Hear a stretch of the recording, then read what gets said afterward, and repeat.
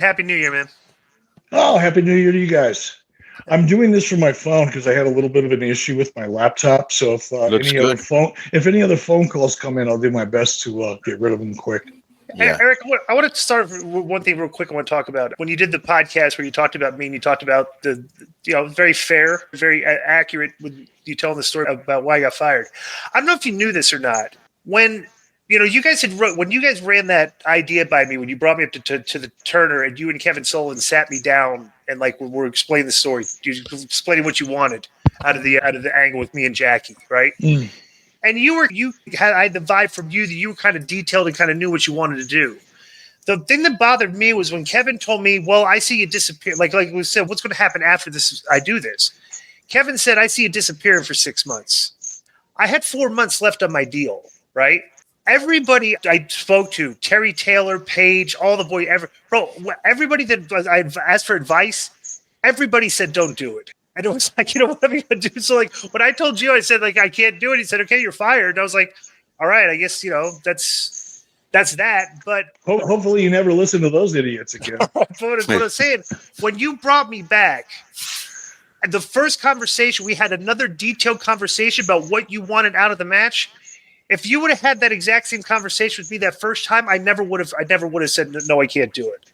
Because you explained it to me in better detail, what you want to say, that kind of works. So it kind of sucked that Kevin was actually in on that convo because it just turned me off on the whole thing, So but I just want to get that on the record. That was but it was a fair show, the way you guys talked about it. I appreciate that.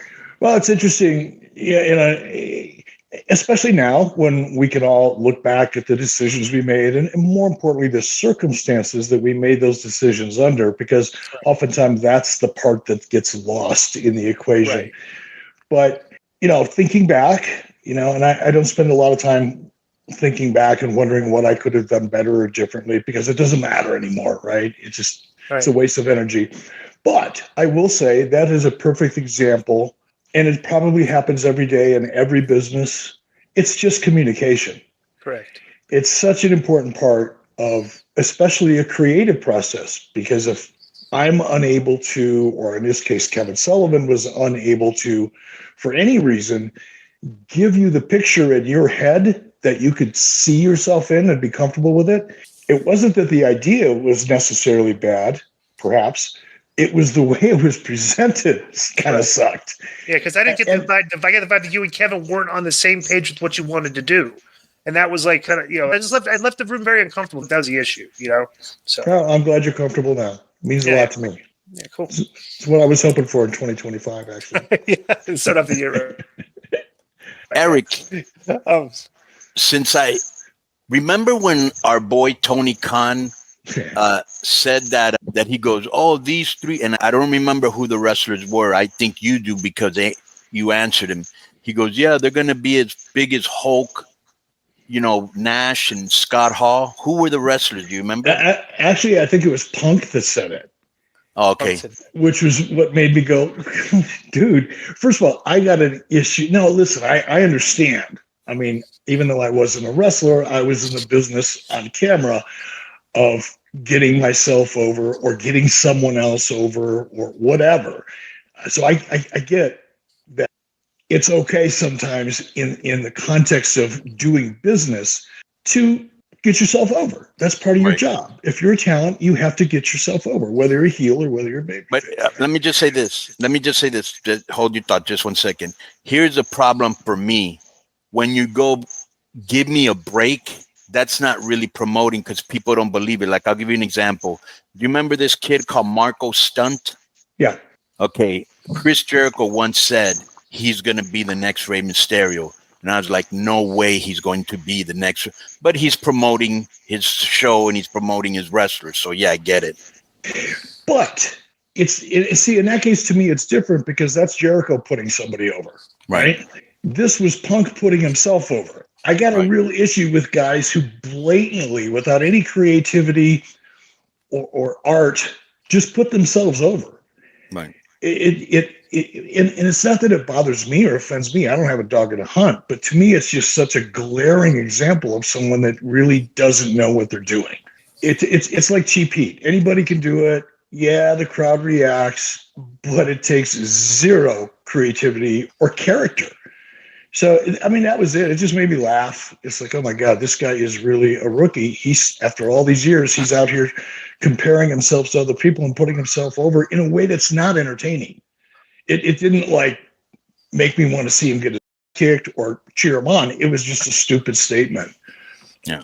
And not only that, as good a performer as CM Punk is, he didn't revolutionize the sport like the NWO did. No, and that's the other thing. You know, to say something like that is to totally discredit, documented history. I mean, why would you do that? I mean, and not only that, what's funny?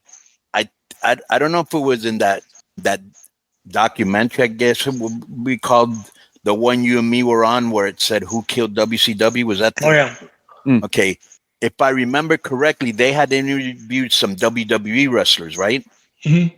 Okay. And they were saying, we got our idea for Degeneration X and all that from WCW. We were watching their show and going, wow, they're so much cooler than us, Mm-hmm. So that's the impact that was having, and and I remember, Eric, when they first came in, I'll tell you the thing that popped me the most. And I was like, bro, Eric really gets it.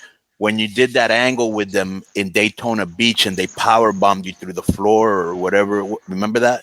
Yeah, that was actually in Baltimore. And it was right off the stage down into the off. Yeah, it was from Kevin's shoulders, which are just about 7 foot, I imagine, just under. And of course, I'm not towering, but I'm sitting up above his shoulders and then down onto the floor. But yeah, that was in Baltimore. That was I just saw that. My wife had not seen the Mr. McMahon series yet. Right. So over the holiday, she goes, yeah, I should take a look at that. I'm curious. And we watched the first couple episodes, and I saw that back and really looked at it for the first time on a big screen. Of course, I see little clips of it on social media from time to time. People will send it to me or whatever. But to see it on a big screen, I was like, wow.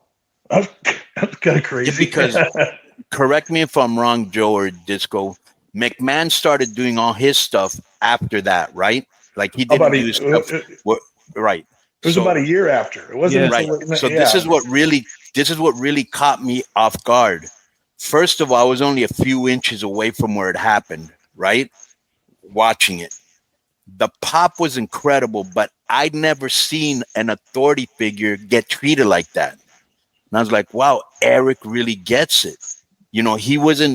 He had no qualms about, for the sake of the business and the storyline, to do this. And I just thought that was cool. Well, thank you. Look, it was fun for me. I mean, I was a little, I'm not stupid. It was a little risky, and I'm not a trained performer. Nobody ever taught me how to take a bump. I didn't rehearse that. I'd never done anything like that before. And I'm smart enough to know that there's a fair amount of risk involved, but I was also smart enough to know that it would really shock people. Right. And that's what we were going for. And it was worth the risk to me at the time. Yo, what's up? I just want to thank you guys for watching this clip. Don't forget to hit the like button, leave a comment, and subscribe. And join our YouTube membership for hours and hours of exclusive, unedited, uncensored content. And being a member will help you get involved in our upcoming live streams. Thank you for your support. Thank you for riding with us. I know you got a lot of other podcast choices, be it wrestling or other ones. And thank you for picking us. Boom.